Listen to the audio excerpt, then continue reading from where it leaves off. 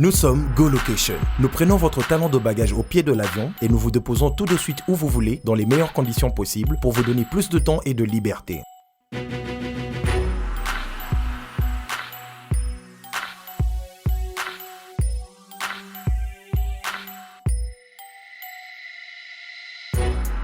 Vous avez le choix entre partager un van à partir de $25 par personne et une berline privée à partir de $50.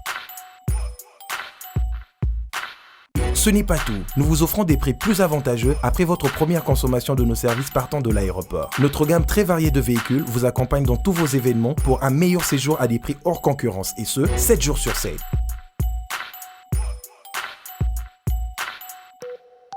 Puis, nous vous faisons suivre vos bagages chez vous rapidement et en toute sécurité par un personnel professionnel et très qualifié.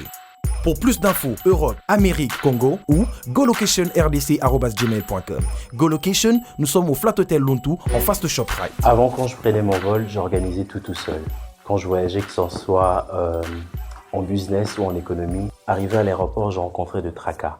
45 minutes à cause de tracas de bagagistes et ainsi de suite.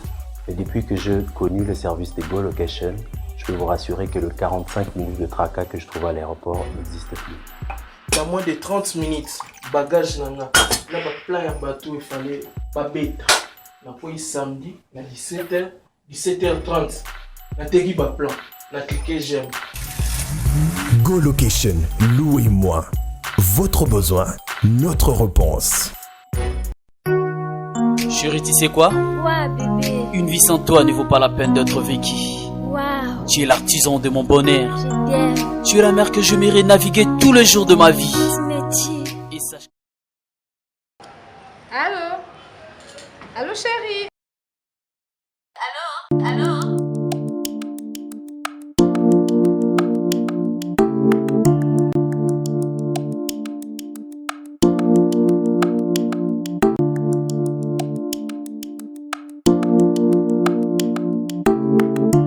Oui, madame.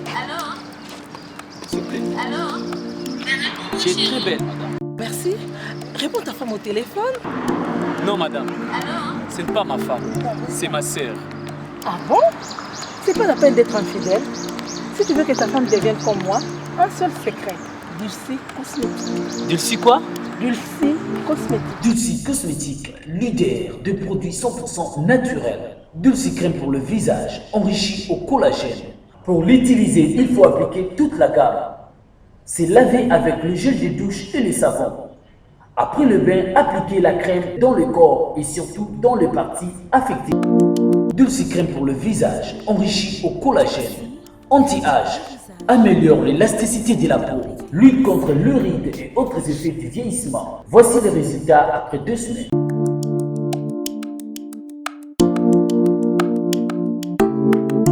Dulcie, crème pour le visage. C'est ma femme, hein? Je sais que c'est ta femme. Donc, maman là-bas. Messieurs, Oui? c'est ma femme, hein? Oh! Donc, maman là-bas. Oh! Chérie, tu sais que tu es belle. Merci, Dulcie Cosmétique. Enrichi au collagène. Pour avoir un bon teint comme moi, Karine Pala, un seul secret. C'est Dulcie Cosmétique. Dulcie Cosmétique en vente partout en RDC. Dulcie est une gamme cosmétique afin que l'humanité entière en tire profit. Dulcie.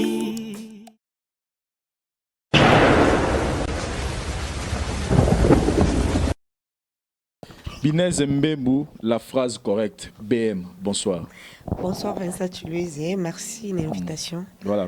En tout cas, non, si je micro Binez, sinon, retour, il y a analyse, lobby, analyse réfléchie, intelligente, retour nous jouer par rapport à moi dessus tout ça par rapport à combattant. Oh ouais, par rapport à faux combattant parce qu'il va faire combattant baza. Ouais, belé peut benga makasi, bato mususu kutu poto baloba ke soki to calling tout ça ta émission na téléphone na bango tribunal les fans di bango bazo benga po baloba pas dénoncer bango parce que balembi ba faux combattant ba côté belé na kopo yo ba fingisa bango. Donc toujours vraiment ba retomber vraiment belé ya bien. Voilà. Ouais. Mumbai mon Africa. Versace Louis. Babé Masomba lobby photo Lukaye, photo ça une émission en direct à Benga poto megapo sur la poko to reconnaître au moins que ba combattant baza pour ba faux combattant ba côté belé ba on peut pas reconnaître. Non, en fait, nga et ça a plaisir. D'abord, je dis salutations à Banéonion sur Baolanda Biso, également la bateau c'est une émission tout ça là qu'on a spécialement là bango. Nga ça a plaisir parce que on remarque une émission on a qui vraiment direct là bango. Moi, je m'adressais spécialement là bas combattant. Alors, et ça a plaisir comme on a que bas combattant bah réagir. Ils ont compris qu'il y a un danger. Alors, il est grand temps de voir son de ces bêtises. Surtout tous ces lancers ne l'ont pour lutter contre les anti-valeurs, mais na carte bas combattant. Voilà. Chers amis téléspectateurs, heureux de vous savoir très nombreux devant vos postes téléviseurs à travers le monde de prendre la émission Nabino au tribunal na Katia site La Voix du Peuple. Les lotoyés na tribunal pour la interpellation na tous les artistes musiciens en Canabiso. Surtout il y a génération Oya Mikolo. Quand je cite génération Mikolo na bandi na Koffi Olomide ti na kiti na génération il y a bateau ça la système Mikolo ba Ruby no Mundibu ça dit tant le Koffi Olomide no Koffi Olomide il y a ba Weranson Fali Poupa Ferregola Héritier Watanabe Fabrigas Déplique Ruby no Mundibu tous nos artistes là lelo tu reçois la interpellation par rapport il y a au Italie respect entre les artistes musiciens d'abord na âge balobi soko za la posa mukolo tosayo yomoko soza la posa leki tosayo il faut yaya po ba komi tosa to soki pe leki oza la posa ba tosa faut ba ko tosa ba yaya mais plus loin tu remontes à tout la problème au komi lelo entre nos artistes et musiciens tu vas découvrir que Koffi Olomide lelo akolisi bana mikolo Weranson exosengia mana zo opportunité au solana ye. C'est une grande fille. Tu sens la maturité. Moi aussi, j'ai eu l'opportunité de diston moi Koffi Olomide. Tu sens la maturité et pas à moi aussi. J'ai eu l'opportunité au monde bana. Par exemple, il a fallu Poupa bana ya Ferrego là une fois na mona bango nazara li bana le pango nae na moni baïe ezaki anniversaire moi na mon corps et na mona bana on est bazo bima je dis oh Ferrego la kolisa bana ndeboy. Ça dit des grands garçons et des grandes filles penodo sentir que ce sont des responsables. Et Lélo, on voulait un peu parler par rapport il y a bana wana et toi interpeller artistes et musiciens comportement na bango Lélo entre bango na bango vis-à-vis il y a respect na dignité ya bana on a ya bana na ba olelo ba kolisi mais par là to lingi na to lobela dossier il y a Nzembo ya Fabrigas o ya Sali je bénis mes jaloux titre ngweza Ozana où nous voyons l'artiste Fabrigas qui a lancé un message très fort pour nous dire que tant au monique muto ini na vie au monique mutazo lingayote au senti que muto azara jaloux nanga oloyo po inae pambola ba jaloux na yo pambola ba nyonso yo au monique ba bundisaka yo et un message très fort ça dit ne pas rendre le mal pour le mal. C'est pour contraire, surpasser le mal par le bien. C'est un message très fort, très capital. Mais na Katia Nzembo wana tu retrouver moi ba jeton. À l'occurrence, au biso te reconnaître biso tribunal aux arabata direct tu retrouver du sous jeton au yabakeli Koffi Olomide vieux wana mande fa pembe ou alingara mingi ou ya melara whisky. Impressionne d'abord Mombaya. Vincent Chilouzi, je crois que nous allons trop direct. En tout cas, les gens vont m'excuser, nous allons direct et précis dans mon roloba. Qu'est-ce que je veux dire par là? On dit les loyaux, tout c'est voilé fasté. C'est bon bien au PC moi bah éloge d'un côté positif il y a Nzemboana. C'est bon bien revenir bah jaloux. Déjà c'est biblique. Bible c'est recommandé biso to bénir bah jaloux na biso et non to maudire bango. Tout ça là bas malam na bato ba ça la biso mabé. Mais je vais traîner un tout petit peu dans concept wana to na mot jaloux. Quand est-ce que dans le babinez à jaloux nanga? Tant ça les preuves il y a jalousie. Donc bah n'engue illustré batouana nyonsto. Alngue biso que batouana noir sur blanc bah la qui sait que tout ça la ba jaloux na yo. Tout banana na wana na mot jalousie. C'est-à-dire quand il dit par exemple hein faut pas attendre un peu jalousie à muto qui se prétend être un américain. J'avance. En tout cas, je serai direct dans bon manangé. Je suis désolé vraiment si vous dérangez les uns que les autres bas c'est les uns on a bas c'est pelaté. Quelqu'un qui prétend dire que par exemple Osana to yemba Osana c'est d'abord la gloire au Seigneur.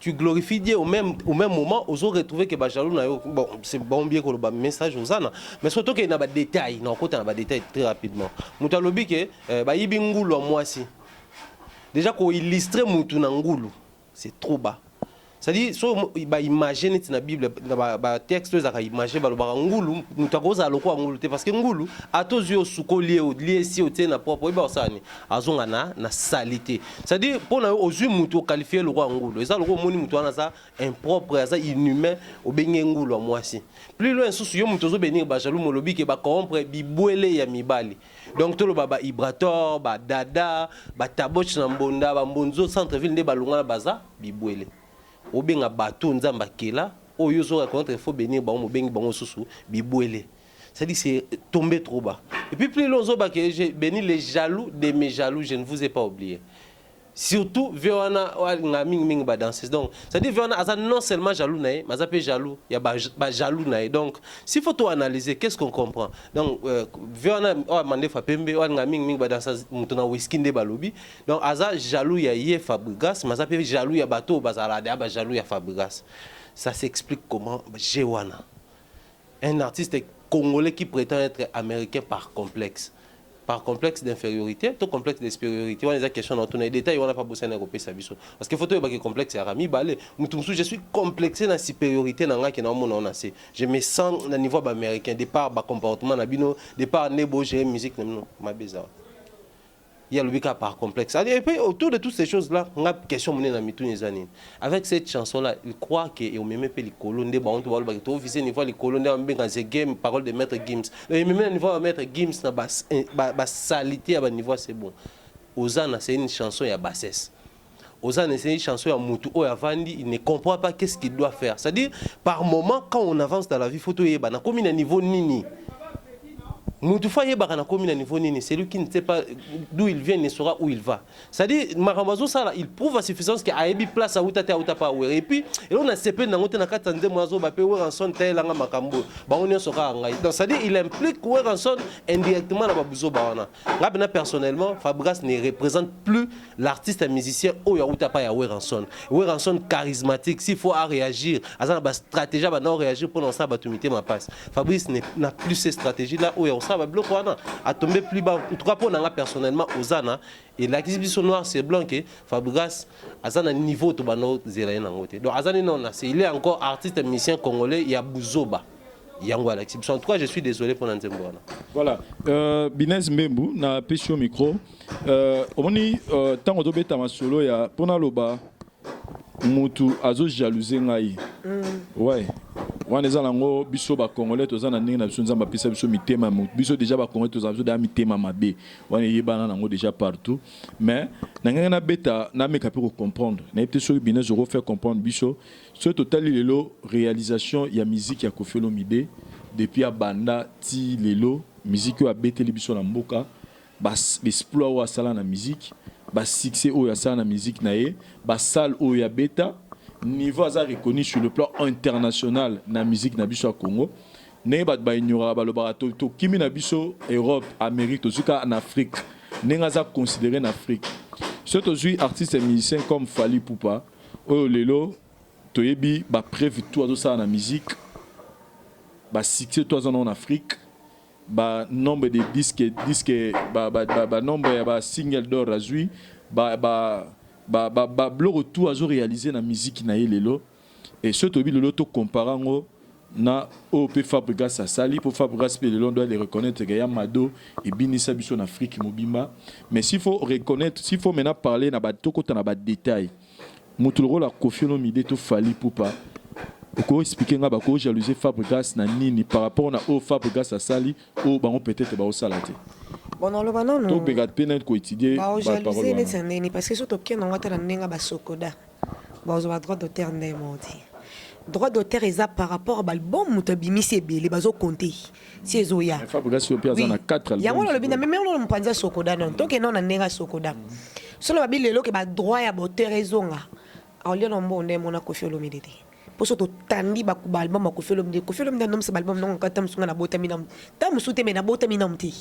Banzemba musuza yoka ebeta lelo ezana baneo mama so ezaki na baneo ngala mwena mokilité soto bito kongola nyoso na weze lelo ozo ba drôle terre ndeni to déjà côté mutabongo mokile na côté sokoda alio déjà sur le plan artistique tous en on la vérité na ndenge ya mabete Vincent Fabrice va na niveau ba vérité beauté to ba vérité parce que ya musala so to lo ba te poto léser ba to lo ba likamdeza parce que et à tribunal ba niveau ba vérité beauté na niveau pendant que nzembo eye au côté dans studio o yembi yango ngala imité hein Fabrice emba kitoko musique déjà bien mais musique neno elelisa moto te au côté pendant kangi cousin na chambre zo lela to monde ngomba lebele pe ba vérité hein nze maman penezo beta ya bolingo pena hotel isko ncho na apenga déception ko faire le sabat olela ne bloco wana et niveau monti mais ma bé peut tozo mona ma bé eza papa na so ko faire l'omide to benga ta papa ma bé fa pe mene bazo benga ye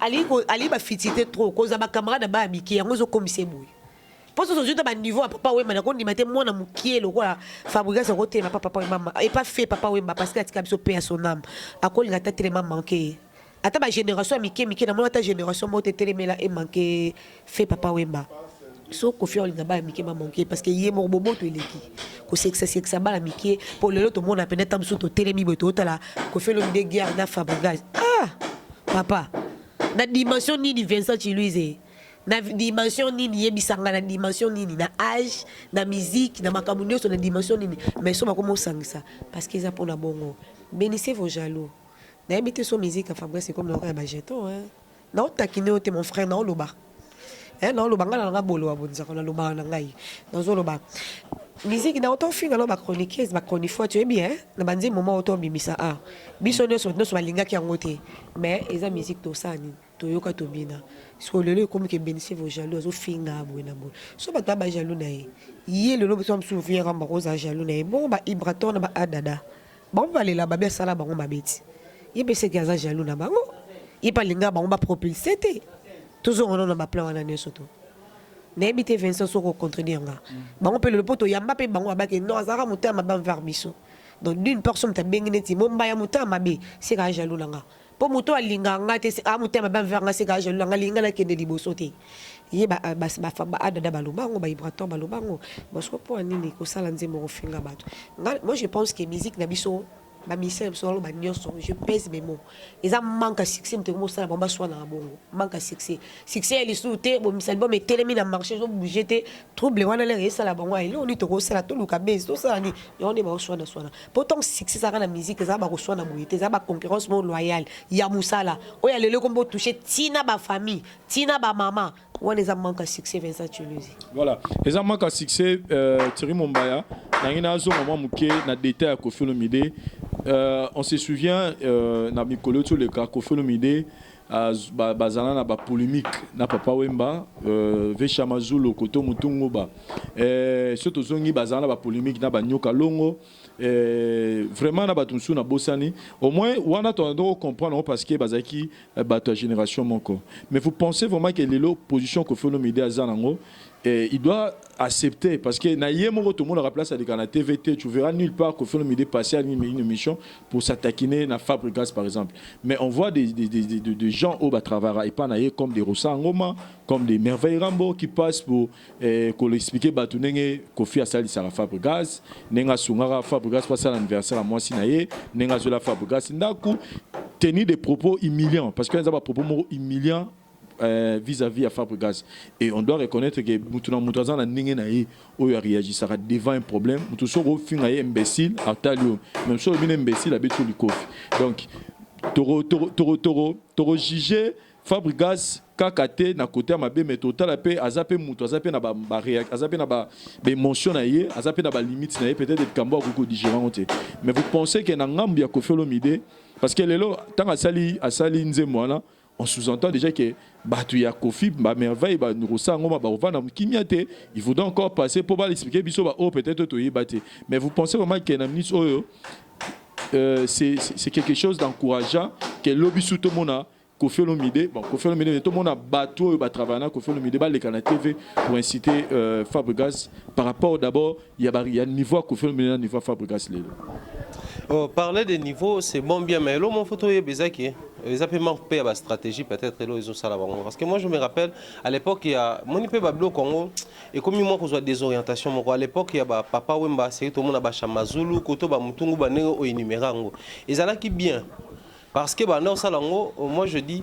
bah nego passer plus dans ba code babane ko coder yango de façon que même biso ezaki pena faut la trop fanatique pour comprendre que oyo balobela mutu tel oyo balobela mutu tel. Et puis il y avait badingi mo boya osalela ngo par moment comme peu comme kitoko mais ezaki nango moi normal parce que eza génération pardon papa mazam kola Koffi Olomide mais quand même eza moi ouais bazaka ba génération moko mais le lorsque to mona etiki Koffi Olomide on irait pour langa je pense qu'on irait stratégie wana Koffi Olomide faut ba aib sa batunayi au bazaranaye batikango parce que aussi simba souté et comme ce qu'on humilier Koffi Olomide par rapport à âge par rapport à grandeur naie que au monde a fait grâce à Kotika Studio pour répondre bino par rapport makambo boloba peut-être oh soit kaye pour peut-être abonner au salle émission a préféré répondre on a banzem oh émission les kamenzembo tikalaka. C'est ça le problème d'ailleurs je crois que je l'ai déjà dit une fois si j'ai bonne mémoire. Technique de combat. J'avais parlé dans la technique de combat. Koffi Olomide a sala ba combat ne simba, il sala bien Koffi abundisa génération Zaiko, abundisa Wenge, abundisa Félix Oazé quoi mais quand apparaître Koffi abundisa. C'est-à-dire ça passait encore à cette époque-là mais aujourd'hui qu'on se le dit ça ne passe plus. Or, ils ont des principes, soit ça passe, soit ça casse. Et Simba Sousté, tout à la claire, ils ont manque de stratégie, manque de succès. Le lot Koffi Olomide devait aider ces jeunes. Manque de stratégie, n'a succès, et pas à Koffi, pas à Fabregas, pas à Baron. Des deux côtés, la ligne est responsabilisée Koffi Olomide pour dire que Koffi Olomide devait aider ces jeunes-là. Pour dire que mon bateau, bateau, ça y est là, biso arme. Et ça, bateau, existe à période de flèche. Donc, transition à période de flèche n'a arrivé à armes. Ils ont compris que on a compris que technique est Simba Sousté. Par rapport à certaines réalités, il faut reconnaître que tu as la musique africaine, la période où on a à peine Ivoirien bandé comme à peine certains pays bandés comme mais bandé comme à niveau de et aujourd'hui, nous devons aussi reconnaître que tu as peine à rival détail. Entre autres, les Nigériens, il faut tout dire que ça musique n'a pas bien et puis ils ont maîtrisé le terrain. C'est-à-dire aujourd'hui, même chez nous ici en Kinshasa, il faut tout la vérité. Quand vous vous retrouvez dans une boîte de nuit, musique à Congo et au Bétamer, au Afrobeat et zo dominé bino.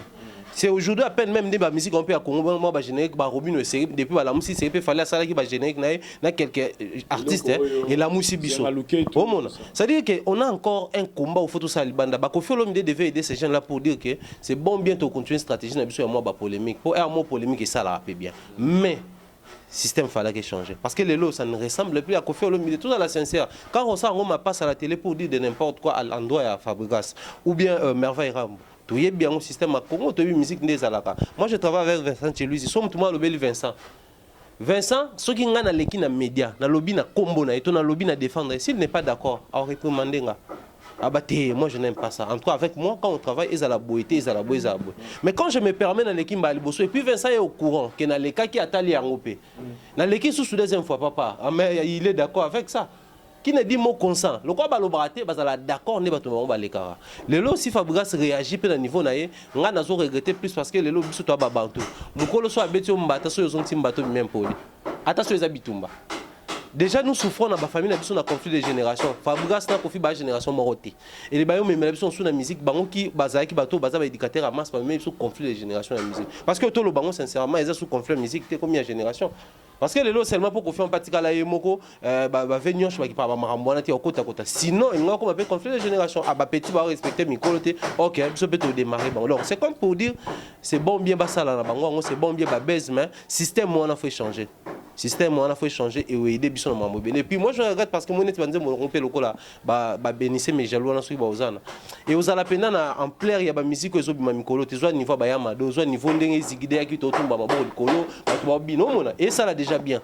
Mais na kati wana pas nga ba danseuse ba jeto ezana ngopé mais na moi ndenge mo me faire une chanson dédiée na ba jaloux na ozo bois que la ba jeton et ça venant qui to côté. Et puis risque na ngo ezani lelo e comment parce que na mona qui fait go là quand il passait à la télé problème na na cotition très rapidement alors bah ils ont premier soin na mon pas fiche bimi déjà nini premier soin nazo banga lisusu premier soin ne contenir nini na kati voilà tozo banga premier soin contenir na kati mais binez membu et là moko Mumbaya lobby awa ce total parcours ya Fabregas il a encore beaucoup à nous prouver parce que Sotali Koffi Olomide parce qu'on parle de Koffi Olomide parce que tozo traité tozo betamaso na nzembo wana Koffi Olomide lelo il a déjà fait ses preuves le 22 octobre na showbiz babi Koffi à la carte c'est-à-dire toyo ba ngobila toyo ba diva toyo ba Fouta Diallo toyo ba bambino toyo ba mannequin toyo les prisonniers qui dorment c'est-à-dire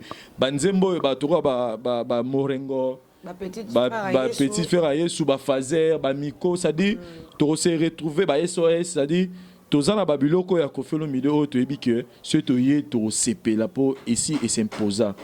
Mais surtout, ce qui n'a pas Fabregas, c'est azana nzembo na ye. Mais il faut trouver ta âme sur la chef d'œuvre.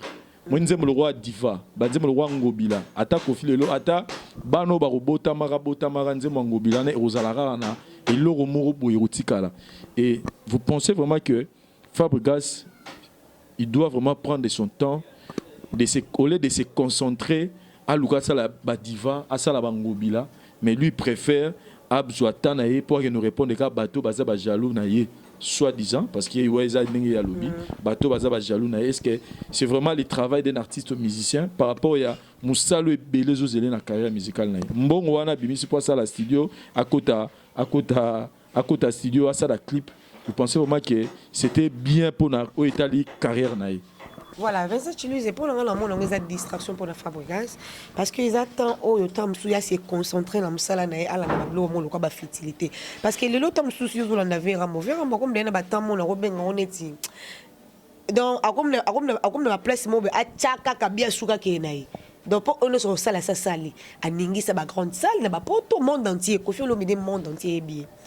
Ça le Koffi beta tam sur beta on a toujours une chance au beta ngote et ba makambo Koffi sala na minute na menga Koffi na ko ba journal idée moi journal idée na Koffi ne peut vera mo comme le ko ba journal idée a sali trop la musique alors moi c'est la cas sur lui akene ko pema et jusqu'au olo sala makambo le ko bozane déjà bien Hollande vieux tia ko maboya sala kandi banziani vieux aleki o bandolanda o se concentrer sur makasi o bibisa mutu yo molanda no ma fertilité moi mon question alinga kola fa ou mena sami kola makola mikolo moi il fallait pour pas le bango hernios ouais fallait pour pas lelo tant na quartier la tempête qui tonne ne sont pas Koffi Olomide et parce que musicien les arata lelo répétition les intérieurs en étant soit vira molanda ku ba solo li ba seki tant musu pour la vira molanda molanda musu musicien na moi na nga ko tala nga be ayebite molanda luka yiba maye la papa pour de temps en temps ba no converser moi na yiba koto ba kena na ayiba mingi et puis sotel ba musicien ni yo so la quartier latin les musiciens yebi musique makasi kolega fali pour pate parce que azwa ki tan enfant na vera mo azaki papa na ye a wume na sama kola ya mukolo ne sali lelo o azalelo fali alors exactement il est grand temps Fabregas atika ils ont ma distraction pour la ngana mona kutu atavera moranza mabene mazape na bolamu ne bele pana pour jour susu to yeba jour ko fait que non présenter sur album sur 13e apôtre na mona ya kaza na kati ya Koffi central auta mbala moko voyage ayi mbala mo wana kota kuta biso na kati donc el accès biso ke baza papa na mwana alors ton mabe léger yi oyebi ke papa na nga papa na nga esimbate pardon nga na ko mona franco c'est pas ko kepe na ndimite so ke mon frère na ko betata porte le caviar mo bengane poser des places en kota umela wana ayi ke papa na moni ke makamni les aussi mete ngana osoza pe bato ba bomisa bango ba doser na place yo fingana moi la mkeso na mukolo te Vincent erreur grave ako fino ne loko mo carrière no katani po ba viera mo basala makamba mboko ti libanda oyo yebite tamsunde to fanya mon mbaya oyebite ako fina carrière non limité ba swana kana mukolo te. Donc il est grand temps que abomisa à la musique il est très à l'aise à un talent à chansard à mutumo que soit bimisa album yo kana zigida yo binisi biso surtout moi ko vendre la peine moi que bato bina zigida obi que na ko selo mo su ya makasi ko leka on a salu et c'est l'année aux à la concentrer voilà Binez Mbembo ala na websa na okena ngambo ya bateau mama rifa na Londres Sanda Kaza Dilisasi moi je vous demanderai parce que la casa ko taza moi celui que je dois monnaie na mon fléri Sanda Kaza Dilisasi je vous demanderai seulement une seule chose c'est que bino bateau bozana ko faire bo aider dans sens que bon mais un peu pour interdire moi mututu a rôle ka bateau bazara délégué de la télévision pour na rolober la makambetel ko Koffi Olomide c'est-à-dire bo doser ba un peu mambo attaquera bateau parce que les loko Koffi Olomide il fallait ne ba jeune ou le roi Fabregas pas marabanzembo azo kumisa Koffi Olomide na musala mne na scène la musique à Congo parce que tant Koffi azo yemba Fabregas na nenga mabete abana na tam su osara na zelo ça na no akuma na ka abotamite parce que viera mabani musique na neni Fabregas a moi na neni c'est la vérité voilà na 87 déjà avait ramassé des albums combien? Voilà, donc ça d'abord si c'est donc dans la comparaison, on ne peut même pas songer comparer Fabregas et Koffi Olomide et ça fait mal le Fabregas qui doit appeler Koffi Olomide jaloux. On s'est dit né maintenant ni à lobby, tu sais battre à jalouser Fabregas par rapport à Yannin. Mais Tokeba parce que Fabregas pas à libo maté. Donc moi je voulais seulement dire que dans tout ça beau mécampé ko vendis un peu bateau balekana na télévision pour na combat Koffi Olomide batika na ba combo ya ba musicien mususu parce que plus pardon le finga bazo clasher sur ba musicien wana yango zotinda ba musicien wana pe baleka ko leka lo ba n'importe quoi na peut exemple lelo on doit se le dire ceux qui fait rigola c'est permis il y a ça l'émission au Asalana c'est parce que Kirikou passait à la télé pour dire de n'importe quoi sur le nom de faire rigola et il y a peut-être solo là on peut pas moi surtout on n'a pas de preuves vous comprenez on a aucun kanga zo na bateau ba rolubaka et na nazo sur la pena bateau bazaka baza netima Marie Fanalo naza petite sœur à Koffi Olomide donc soit si Koffi Olomide likambo ke ya bato wana baleka lisusu te batanga komba faire rigola batanga su komba jibin piana te batanga su kombo tant sur Fabregas to mona ke erosong sa respect ya Koffi Olomide parce que pour nga nazo mona za acte mo humiliant ozo mona za acte mo vraiment humiliant mais na gina ok. Tout ça, tribunal. Vincent, tant que tu as sapio, et tali mutum so essaye nezo ngelinga. Vincent, tu lui na lobby boy. Tant que tu as ba musicien, ba porte parole, ba musicien, ba tika oleka na ba mission ko finga na ndeza la kokota ba ranki na ba patron. Place wana ngamo pe na to komi condamné biso ne to pied bango mutum makazi ne to fandia. Pourtant muto ya na micro na otie, lo bana a fini mutu. Vincent, le ba yeli so a fini mutu. Biso pe to aider bango te. Pourtant biso ba journée to yambi bango ayambi aleki fingi Fabregas yambi a démarrer mutu biso pe to mabe soki biso to sangani to bi ke à partir d'aujourd'hui en tout cas trop c'est trop musicien oyo porte-parole oyo akoleka na micro na nga pour finga musicien songolo afinga patron songolo to sali penza réunion moko to bi ke to yamba bon li soute 25 biloko ici là-bas on les capane déjà mettre nga de ma part ça déjà travail ba autant l'émission tout ça la merveille donc na la gis nazo tikele contribuer na mabe nazo tikele tenter à donc ça message et puis na ngambo ya Fabregas maestro na olobano ka eloko moko tu es aux na makila ya succès makila succès aux nango alors Keba, je pense que je le dis au na caméra mais peut-être tant au coup on a peut trop solango Keba koko ta na distraction te parce que bato aux hôtels samandoki basi ba komi musika na marama musique en Afrique parce que l'on a bonanga ba du soba benga o bazar international te pas de problème to suki na soka en Afrique pour nga l'on a Afrique parce que na hôtel na hôtel moi libana mboka ba yebi ba musicien na oloba donc pour dire que ba musicien na mi balwana basi basali makambo danger et puis ba osala makambo danger oyo yo ozana no na sima na bango logiquement parlant tant Koffi Olomide a ça ba succès tant monsieur no bota magité et tant yo bota mi fa Koffi Olomide a ça ba succès ba danger et le Koffi dans la ba chef d'œuvre et ce to comparer musala Koffi Olomide c'est na yo ozana no vraiment musique ce Koffi dans la 10 choses na ba 1 toi to lo ba vérité alors que na makilo zanango roko mabe na 20 n'était tout ce se comprendre makilo zanango okoko mabe role capé Koffi Olomide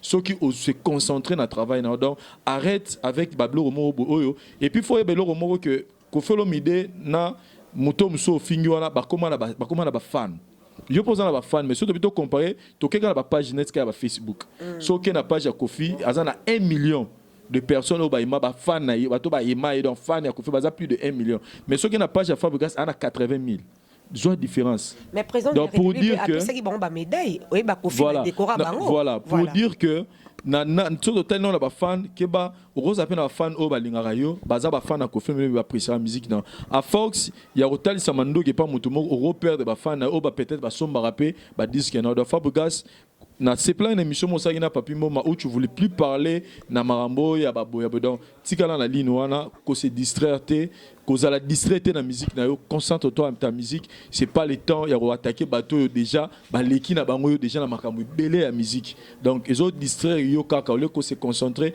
na travail alors ko za na ngulunza ma pe chose na makila ya succès mais par là Mombaya voilà et par là Mombaya na ngaki to solana yo na makambo nyonso yo répercussion nango s'il faut interpeller nous le total la bana bango de bakoli Sotali Kofi Olomide, Aristote, Tora Raroukian, ce sont des grands garçons. Peut-être Barroso peut-être tout ça peut-être ma génération moto Barroso mon ko so ba inane to Rosa mi ko dans tout ça ta génération mon ko. Sotali lelo Jibem Piana, ozota la bana Jibem Piana, ota ba Daïda, bana ba Soraya na mona bangole papa la maman fitaki 50 ans. Ce sont des grandes filles. So ke na ngamba Weranson aux hommes qui ce sont des Exaucé, Gladys, ce sont des grandes filles. So ke na ngamba Ferrego là, bananae tout ça comme peut-être kiminga muke bazada bikolo okenanga ba fali pupa na parole tay ba kenaya lelo ba diba Marco 6 bazape na ba mastana bango ba ibike wana mwana fali wana mwana ya Jibem puis wana mwana Weranson. Est-ce que lelo na niveau bazana ngo lelo ils doivent être libres ya rolekana na ba ils se sentent plutôt à l'aise ya rolekana na TV ya kofinga na ba mama ya kofinga na ba nzoto tout ça ba nini d'abord on a respect na nuka ya bana bango. Je vais illustrer les logo. Je m'en avais noté la télé na biso a Molière télévision. Na moni bakangi papa moroboy. Papa ngo kanisa la bakangi chaîne na plus passer la communication des crises. Ba fait des sociétés les kana ba quartier. Papa soit yibaki. Ba ye bazo beta indeza la kaka. Molière. Papa na bombier longi. Fungo longi lobo ibi poani. Abi bo filmer ngate parlo bana na nga soki batali image. Ça dit papa sali mabe mais il se réfère na banana ye. C'était fort. Ça dit papa au malgré Mabé Asali, il reconnaît qu'il a sali Mabé, mais à 5 ba filmé était que pour l'état et mon Tony Mabinini bananangai. En fait, bisous-toi Babantou. Aujourd'hui, ils vont nous dire que musiciens partout dans le monde, finganaka, musiciens bazalana, clash, musiciens basala manque de respect. Nem tout le monde comme on a récemment, nous beau pays ça clash.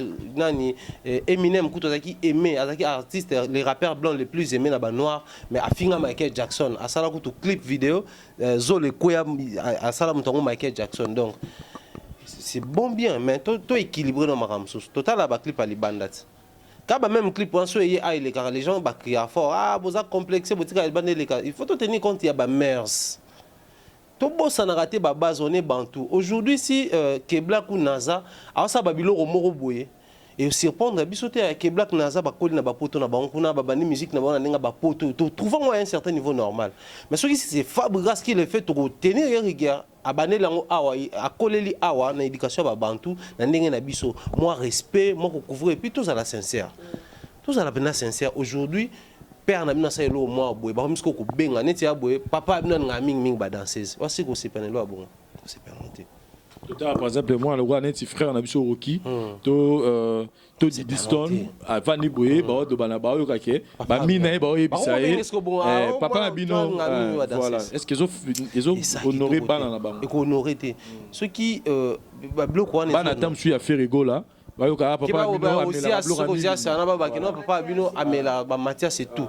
ba ba papa bino amela nini ba bloc akuita makasi et ça a bien été na kolingana ibisa ba artiste musicien lo moko lelo oyo boye ceux qui balobara à 80% ceux qui ont na couple moko boye moi c'est mbali babunda ati ata bazu ba problème babunda ati c'est que so bo remonter au monde que moi si on a tout mbali na ba parents na banda babunda ati ndesali ke bana bazu éducation na ba parents ba tika jamais ko vendre ça ba kete mo na couple moi c'est mbali faut pas babunda ati bazo zo kaka ndenge bazo mona aujourd'hui biso bana to refléter à éducation ba parents na biso départ o wanda ko sala il y a plusieurs façons d'éduquer les enfants yana makamsuka ndo c'était na mona moi na pas comment kozwa position dans souvent na kitu moi na vanda lokwa papa bango mona ndeka yo tambola mona comment kozwa mona elo moko au répétateur tous exemple clair ba fanatique ou so ba copier bon combien plus forte raison bana lelo comme veut dire vraiment na habité moi mutu to yeba lo banani Kofi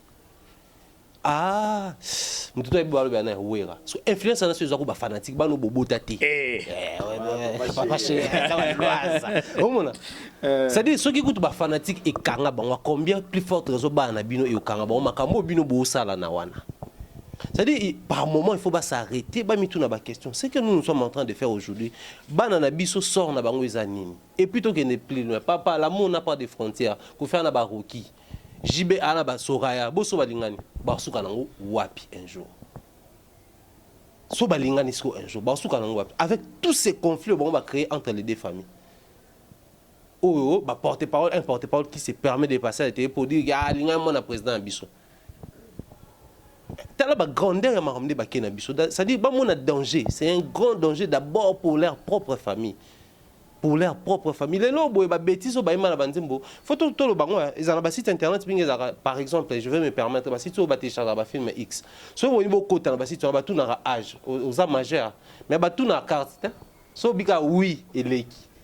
Si mon YouTube ils ont na makambwana te. Nande ba finga na ba télécharger ba vidéo na ba na YouTube. Ne ba ça leurs enfants ils ont la possibilité au monde.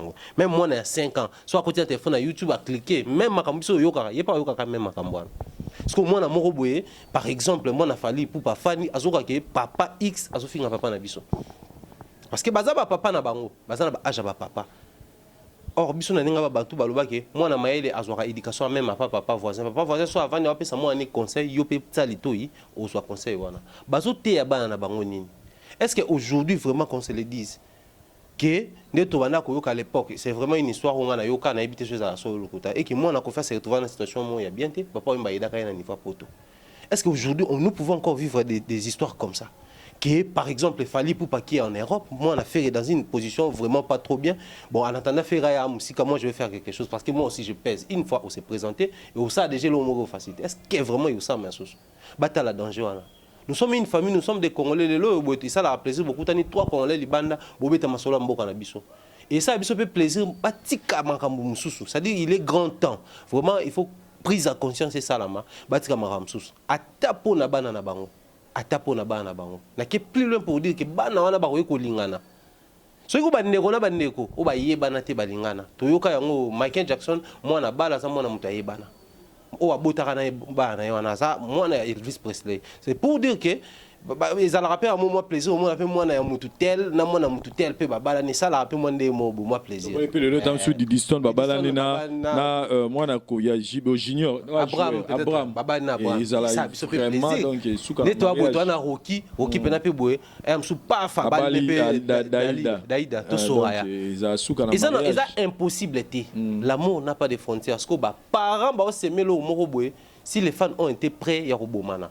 Moi, je vois plus loin, bah, supporter pour tout ce qui est né à moi, je vais peiner à autant tout né à mais enfin, l'endroit papa nae, à qui c'est pelaké. Oh, moi, classe nabiso, par exemple, les aides d'Iston, tout bête fait solo copain ici, donc, base de prise à conscience, bah tenir compte il y a bana, on a été bassi na bango, on a ba famille musica, dans le bénin bana. Ne fût-ce que pour ça. Besoin de conscience. Binez Mbembo interpellé dans le parti émission na biso parce que bana na bango lelo ba koli baza pe na ba mi baza pe na ba bato bazoko baza pe na ba copain na ba copine o pe ba kena na ba famille na bango to pe exemple etam suso moi na tam su ya Jibem Piana aza na copain na e ba yambare pe na famille na bango so papa na bango ba finga na kana musicien mo ba finga na ba blo mo peut-être o ko lika na TVT banzoto tout ça ba nini o kuna boyo kuna misu kuna zolo kuna litoi. Est-ce que vraiment ba musicien atapo na bana bango bako se respecter te muke atapo na bana na bango kate Vincent atapo na bana nyonso to parents za moi na za mutu moko te tout comme parents za mutu moko te tant ba te ya biso na banda mama alo ba mama ba banda ba na biso nini nde ozo respecter nga so bimili bana mama na so mama papa nyonso aza papa. Tu vois un peu tant tu vas pour na bana bon tout ça bana mon même matin les carbo bano amike mike miso baza ba aja bana bango le le comment tam sur la discussion nga jour mon na uti to ba rasoni peut-être pour na oya non tout ça bana nyonso parce que jour msunga na uti na uti wenze ndeza kana za moi site na uti moi wenze ko sa ba chana ozonga na kuta bana ba ko za na ba 11 ba 12 ans ba uti classe ba discuter ce qu'on en dit là. Ok, na télémestre nga nzoto malili.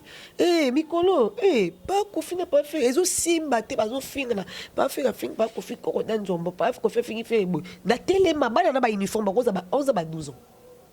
On de lo ko tse muto bana. Ba ok wa beta li solo. Parce que éducation ni bota.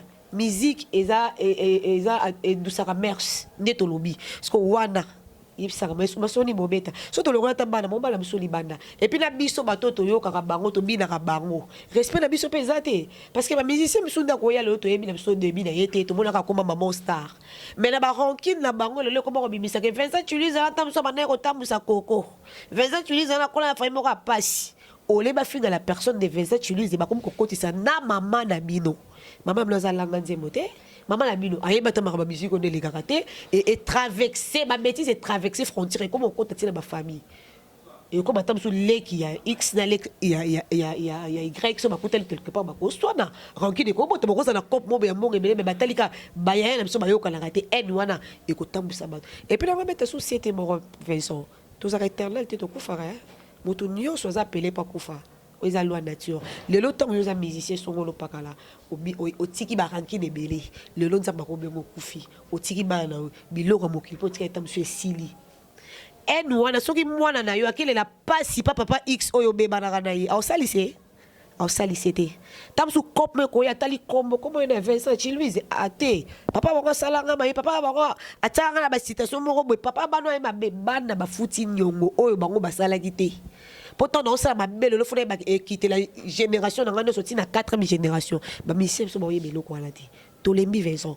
tona biso na maison bafetite la mote bayembela biso musique babinela biso baprouve biso encore que comment baza capable ezaka erofingana boye tona biso na posa nango te tona biso na posa nango te bango nyonso baza bakenda classe biso baza batanga na bapoto ti toyoka neti bato exemple quoi Koffi Olomide batanga na Sorbonne toyoka yango so moto atanga na poto est-ce que se permettre ba bêtise ata ba bêtise elie na ndimité autia mutu na place au ta classe na place au ta ramener sur place bon ko l'accent elo ko l'accent bien matériel na za pour salon le Vincent Chiluize na pas na ndako na lié au serving normal et le mettre bien est-ce que dans la chambre na moi ba mukaso mo mais non na pour salon ngoti na ki te tourner mission serving na bloc na lié na ki na parce que bien besoin bien matériel comme ko étaler ba ça na ngoni biso tona posa no to na besoin ya kunga boyeba bo sangana musique eza ya kokufa bo luka solution neni ba musicien le roi ba to ba Nigeria ba pays mo boy o ezaka même pas na makama musique parce que biso ndombo la biso ti le mini ça partout donc musique eza na kati ya makila ya Congo bozu musique bo tout fait likola nini ya biloba loba ya biswana swana omoni ba mes attentes wana eketisi ba succès na bango parce que po bo sa makasi zonga beaucoup de cas réconciliation mo bete na tout na papa verkis ba mikolo ya musique ba papa Jano Bombenga bato batika lokwa ba mikolo wana ba papa Lutumba est-ce papa Lutumba peut-être soka démarrer voiture na pena qui place et pas faire ya vandi sa sol na ye amla lina yo ko senga grand frère no Koffi Olomide pardon au sala ngote pour bon pe batiki voilà. Chers amis téléspectateurs, je pense que pour Nabiso, ils ont une interpellation, tout ça là, d'un artiste musicien, bota la ba âge, ba nabino ba comme nango lelo, bo pesa bango valeur na ba milliers bazara nango, ezara te que moi na wera, moi na Koffi, moi na ya Fally Poupa, moi na Ferrego la kana, mon total na la bouche autorisée, tout le monde moi na faire azo manzimba dajou de ya maître Gims, tala moi na zo, na biku tunga bien affaire et puis na Mungongo Zé Makila pour Talamon déjà dans l'homme mais tu sens que c'est une très belle chanteuse donc Barbara est très bonne chanteuse hein?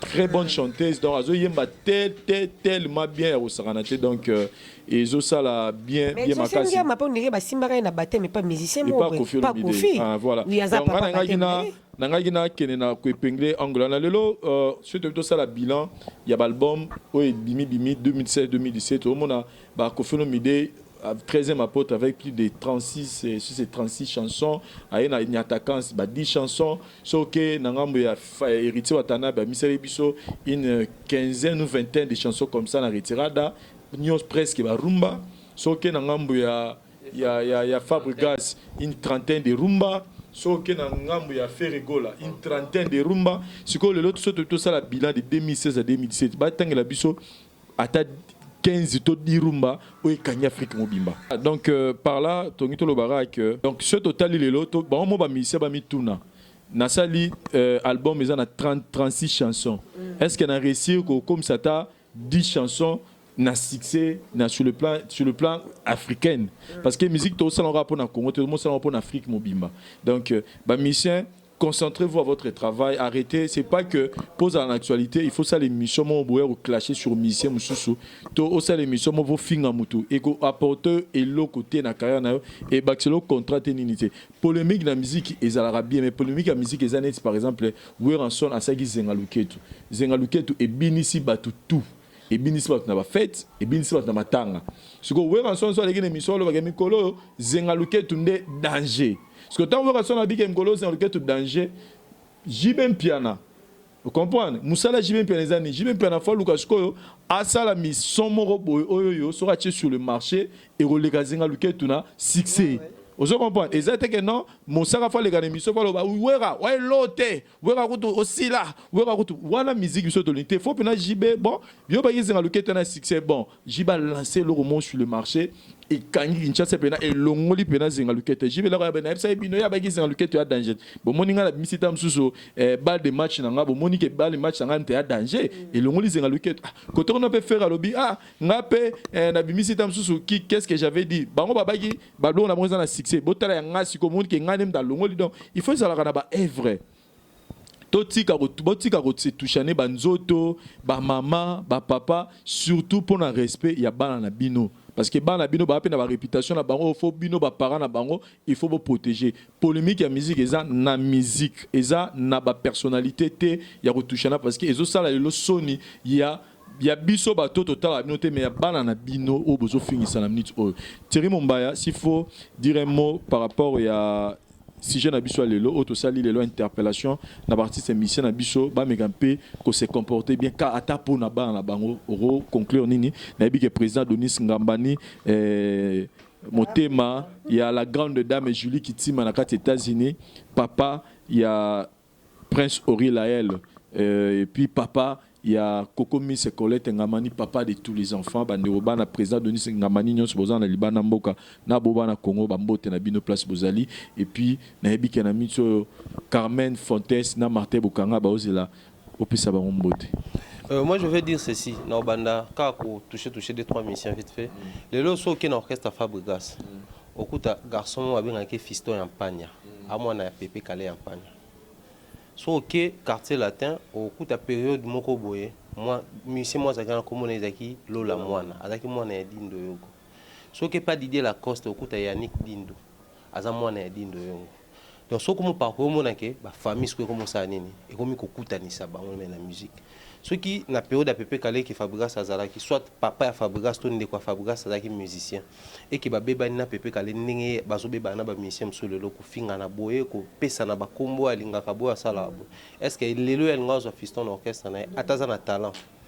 Or un père de talent pour fiston c'est un bon chanteur, un très bon chanteur soit interprété papa na e oyoka bien que ça la qui lelo boye soki Koffi Olomide penana dindo yongo ezalaki opesi mbwa boye ndenge ezosama lelo boye est-ce que ngaka azwa lola mwana na orchestre na je ne pense pas. C'est comme pour dire bo tenir compte ya lobby ya bana na bino lelo faire rigola tu as des enfants au baro sala ba musicien y a miné parce que déjà côté voix ba assuré puis moi ba recherche tout ça to que ba zo tanga pe na ba école la musique na niveau ya poto donc ça promet que lobby ba ko pe ko comme à niveau musu so na mna écarte fallait pour par mon année je crois Marc Francis son abo santé azo beta ba bale na poto et tout. Imaginez si que lelo boye par exemple il fallait pour ba bani makasi na faire rigola et que par exemple tu rigoles toi or rigola moi ne moko pe bo peut-être mon coach comme manager to coach et que de l'autre côté moi c'est moi na fallait ne mutu aza jogo il faut ya sélectionner et puis que moté mabe on soit tali o ba sala ndeko na ngai na zo moi noté tala ne to kanga na ba porte ya lobi na biso likolo ya ba sentiment autour ça lelo donc pensez à l'avenir de vos enfants, pensez à la progéniture na bino bozo pesa lelo et permettre bango pe lobby bazala pata na moi courant ya malamu o bako mener na ngovi na bango. Donc to tika makamu susu seulement pour lobby to yebite neni makambo ko basculer. Lelo faut to ba ke fort ya lelo ko pe ko koma faible ya lobby, faible ya lelo a ko pe ko koma fort ya lobby. Yo mtu monu za capable ya obakela baninga ba jeton na banzembo. Yo mtu monu za capable ya ko kosela baninga na ba musicien makambo. Yo mtu monu za capable ya ko finga ba artiste musicien parce que là je m'adresse au porte-parole. Il y a finga ba artiste musicien dans TV, il y a finga ba on a média. Pensez aussi à vos enfants. Les lots forts il y a les lobby no boza, le roi moni ba fort, pour que comme payer ba faible ya lobby. Boza a besoin ba fort il y a période douane pour ba assister je crois et vous avez un message au photo méditer en vraiment et des bisoto qui est des bossos. Moi je vais dire grand merci à Vincent Chiluzi pour ba sujet moro. Ba sujet mi connaît trop sensible quand je parle des fois au toucher ngamoro. Ils ont touché ma casse parce que peut-être tous les qui n'ont pas n'inga ba musicien il y a biso tous à la bango trop mais un jour tout le bien même ba musicien chrétien ba na makambo parce que bango ba les canons on a TVT mais ba na makambo on a connu les cas ba Charles Mumba on a connu les cas ba ya ba ndi on a biso nani débat ba apôtre tout le monde a ba tombe na ndeni ezaki délaissé donc bango peut côté na bango ba sunga na te na yo quand même moi na musicien chrétien moko ya kala yo ko ta pas musicien chrétien mususu sala ebo. Donc c'est comme pour dire que mon thème ma mission il doit faire très attention. Bah on s'en a pas comment vivre on te ba néo na ba chrétien ba comme d'accord vivre. base à la prudent et sage face à la situation. Alors moi je vais dire salutation spéciale, très spéciale vraiment au pas président Nabiso, pas président Adonis Ngambani Mbambi, ma présidente Julie Kitima depuis USA place à Zalazolanda Biso bébé Julie Kitima Ngambani voilà. Julie Kitima Ngambani ma présidente Julie Kitima Ngambani motema ya pas président Adonis Ngambani Mbambi donc le très spécial Etcheveri Muzango Kalaté tous à la peine à promettre salutation également Carmel Fortens les ala toujours Martin Bokanga Azana Bisonan to asiake Azana Bisonan donc Carmel Kanga motema penande bakanga poazaka ya yo mais biso peto renene mo Kinshasa les ala toujours donc salutation ba tout balingi biso club locolé là na Londres donc Freddy Salou Landlord Tata Lopangu mon mentor Jean-Claude Longange pourquoi pas maman Rose Faliala également un bon conseiller Monroe Djoboke ba conseil qui to copé c'est vraiment Monroe Djoboke na CPL je crois ba sujet pour proposer qui to analyser sur yango ba qui s'appelle numéro de téléphone à Souka et ça là bien vraiment également salutation à Queen Mada depuis Manchester na santé que Mikolo Zongi active na Mamonde Zalaka Marlène Mbeba donc des bonnes choses à toi salutations là-bas tout bazo soutenir de loin comme des près numéro ndenge na zo insister plus c'est ça plus de 143 85 31 88 624 merci beaucoup. Merci Binez Mbemou phrase correcte s'il faut interpeller ba musicien na biso na o Taliban na bango Rolobani et puis quelques dédicaces. Voilà, dans le bagage babongisa au total ba déjà des capital babongisa déjà pour l'avenir pe bana bango parce que biso no sotorole ka ba kufa ba otika bana parce que liwa na bango ba otika sous vie musuna sima alors vieux ba otika za vie ya bana na bango babongisa la bango nini tant yo de papa au babysitter au rozala te bana ba otika la romona nini na sima to ebité bobongisa et puis Fabregas aza chansard aza la makila la musique parce que za pe de choses te obimis album e simbe cartonné yokani et belé pe baleke na koyemba mais babimis album pe simba te. En tout cas, salam na yo tika ba fertilité, tika ba distraction. Mukolo za mukolo yo pe baleke bo ya sima pe bo luka pe tam susu ba respecter so pe yo respecter ki mikolo. Salam na longo la ba fertilité, salam na yo mo le bay déjà que on parle plus trop, on vieillit. Voilà, tika sale la olo baki donc ezala vraiment bien makasi. Et puis na ba social le moza très capital Vincent biso ba journaliste c'est peut-être ba fautif en général. Parce que biso peut aider ba musicien biso te tant déjà porter parole moko soit musicien moko auti na ngambu mo ba ye afinga musicien mususu tant to tchaka ba mpe micro biso pe to zaka batu mabe pour to pelisa rappeler ka moto pour ceux qui ba télé ngani na actualité na zaka na munoko na ba luki place ko lobelo ba chroniqueur ne so ba boyi en tout cas na c'était polémique que musique ati so zo pela moto biso velo to yamba bango bazo fingana afinga nga pa mombaya te nga pe fina démarrer pas 27 te bolo auza puis nga démarrer so ki biso no so peut-être sali pena que to bike to yamba su bango ba bêtise bango te so ko na micro lobela makamba mouvement na yo lobela makamba orchestre na yo lobela venir ba album na yo ko yaka 27 biloko esila donc tout ça là loko net yo boy na tsako de président na na lobby o ko sangisa biso nyoso te aline ba charge te mais à côté le maka sensibiliser biso nyoso tout to yo kana ke to lo bake non na ba bêtise musicien moko porte parole moko aye pas finga muto en tout cas to tikene loko so to pesa ta un mois na makambo na polémique musique ici là et ko ba muto yambi mombaya yi alobi ka makambo orchestre na bango ici a chrétien mutute asi ça qui so muto finga te muto chrétien bêtise ko évoluer non biso peut aider bon parce que biso peut aider bango te voilà merci à Julie Kitima balobi Julie Kitima grande dame balobi motema ya pas président Adonis Ngambani et salut la maman de prince Ori Ngambani Laila princesse Colette Ngambani gros coucou à toi merci à ya Martin Bokanga mobala bata Carmen Fontaine Oya Métiol et ça toujours bien ma case et Cheveri Muzango. Merci Nayo Bamote Belé Pesozo dans la Nabiso. Merci à Prince Tumbonio, les sols, Colotron, et salut bien. Galor célèbre, et salut bien. Mamé Méline Zembamote, ma tous peuple et Ambetolo, et salut bien ma casse. Viens dans la bijou beleza, belisation. Moutala Bana et Belé Nakin, mon y était. Bijou beleza, merci. Merci encore. Donc, vraiment la souka. Patron Nangai, Vincent. Après, merci. Francis Miatemo. Voilà, Francis Miatemo, gros coucou Nayo, patron Nangai. Patron moi swag ya choco balobi mannequin oye mbi fallait popa. Merci non. Merci na Vincent na ko penser na sur la invitation parce que ceux qui ba bengi bien c'est que mutu penza ezala na mo eloko. Pour so mutu eloko ya te ba vendre sur la question. En tout cas, merci encore une fois. Merci Binez Mbembu, merci Simano Micro, merci na ba téléspectateurs notre hôtel émission na biso. Donc nous voulons juste que polémique toi on pour ça. Biso pena toi on a pour ça polémique mais toi on a pour ça polémique il y a ba œuvre. Donc on fait rigoler le bara mes œuvres parlent à ma place. Donc ba œuvre na bino le bela. Moni ngolo we ranson na tila biso zengaluke tout na marché imenye donc mututo obo donc to luka sko bablo recommandé bon we ranson na bi ngami ngolo zengaluke tout ne tanga le bon to bimi pe na balaba to ki pena ki zengaluke tout ezala raté ya ko le cacao yekuna amelaka café okuna te yekuna aparolaka yombo na misute donc to bablo kona tout ezopesa honneur na bana na binote olelo bazana ba réputation na bango faut ba protéger.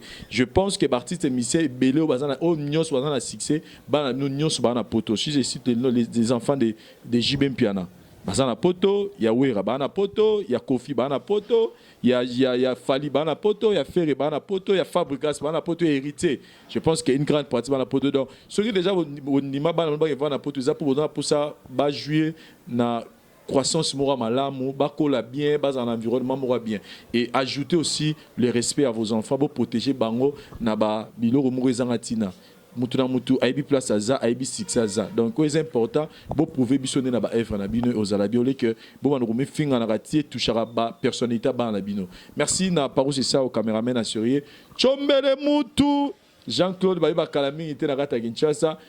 Et Tcheveri Mouzango, balobi paradis fiscal et très spécial du président Mbotebele Place Ozali et Mbotebele na Guy Laurent na kati ya Kenya, Ange Mondi na kati ya Kenya Dubaï puis mauvais Lokis au Baltz balobi album ezoya tel père tel fils avec Nadiane Baselebiso album Agitoko Kalami Tezobima sur le marché avec le grand producteur Lukio Baltz dans direct à Kenya déjà Mamezoya déjà merci na bandeko nyonso botali émission oyo ba critique na bino tozo zelango na il y a des commentaires sur YouTube pour les insultes aussi tu comprends que tu as mis déjà ba congolais tous à l'Arabie surtout la critique moko iko apporter plus pour que finga ezara ma médication mutamtazo anda kuna bango merci na bande ça pas DT mboteko ADT c'est ça yo ADT yakipui bambote bele bien na ADT yakipui ba mi ngolo be moto zo pela na maison mère ba fan faut vendre la ngope obi ke faut vendre la ngope to vendre la ngope tribunal marabozo pela salle c'est là en famille maison mère et parce que mami kuna pas golf kizola kuna na DT za ya ko péter to débiter les oleka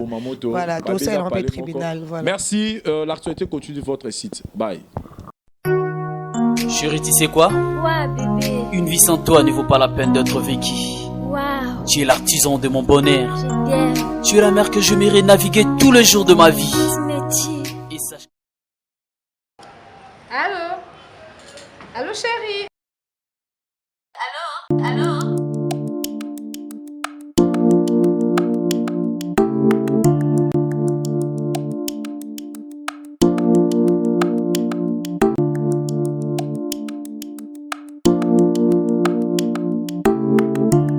Madame. Allô?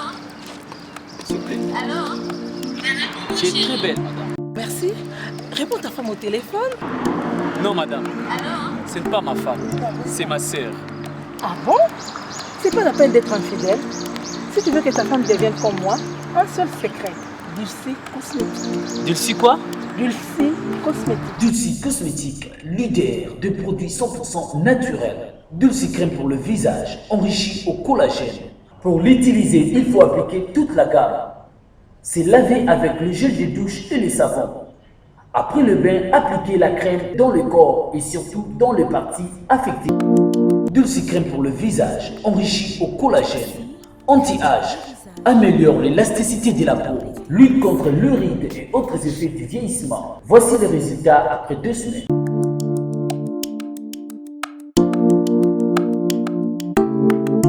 Dulcie, crème pour le visage. C'est ma femme, hein? Je sais bien que c'est ta femme. Donc, maman là-bas.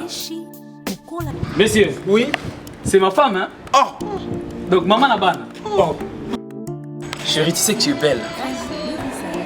Merci, Dulcie Cosmétique. Enrichi au collagène. Pour avoir un bon teint comme moi, Karine Pala, un seul secret, c'est Dulci Cosmétique. Dulci Cosmétique en vente partout en RDC. Dulci est une gamme cosmétique afin que l'humanité entière en tire profit. Nous sommes Go Location. Nous prenons votre talon de bagage au pied de l'avion et nous vous déposons tout de suite où vous voulez, dans les meilleures conditions possibles, pour vous donner plus de temps et de liberté.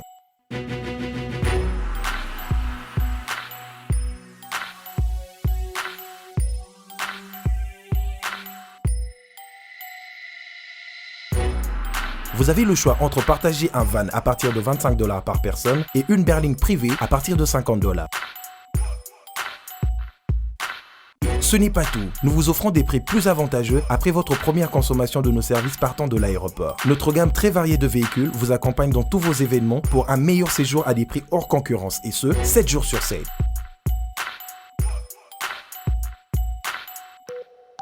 Puis, nous vous faisons suivre vos bagages chez vous rapidement et en toute sécurité par un personnel professionnel et très qualifié. Pour plus d'infos, Europe, Amérique, Congo ou golocationrdc@gmail.com. GoLocation, nous sommes au Flat Hotel Lontu en face de ShopRite. Avant, quand je prenais mon vol, j'organisais tout seul. Quand je voyageais, que ce soit en business ou en économie, arrivé à l'aéroport, je rencontrais de tracas. 45 minutes à cause de tracas de bagagistes et ainsi de suite. Et depuis que j'ai connu le service de GoLocation, je peux vous rassurer que le 45 minutes de tracas que je trouve à l'aéroport n'existe plus. Dans moins de 30 minutes, bagage nanga, là plein de bateau, il fallait pas bête. Na poi samedi, na 17h30, na tegi ba plan, na cliquer j'aime. GoLocation, louez-moi. Votre besoin, notre réponse.